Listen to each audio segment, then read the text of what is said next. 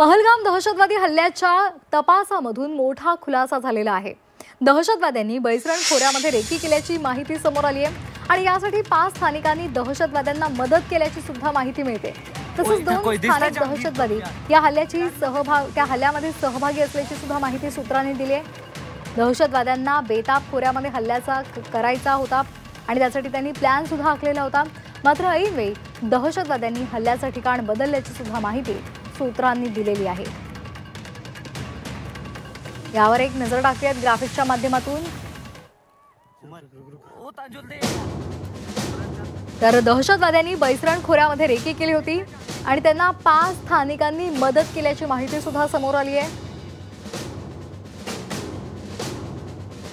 2 स्थानिक दहशतवादी या हल्ल्यामध्ये सहभागी होते, ही सुद्धा माहिती समोर आली आहे। बेताब खोऱ्यामध्ये हल्ल्याचा प्लॅन आखलेला होता, मात्र अखेरच्या क्षणी हल्ल्याचं ठिकाण बदललं गेलं। बेताब खोऱ्यामध्ये हल्ल्याचा प्लॅन बनवलेला होता आणि यासाठी त्यांना स्थानिकांनी मदत केल्याची माहिती सूत्रांनी दिलेली आहे। तसंच या हल्ल्यामध्ये 2 स्थानिक दहशतवाद्यांचा सुद्धा सहभाग आहे अशी सुद्धा माहिती समोर आली आहे।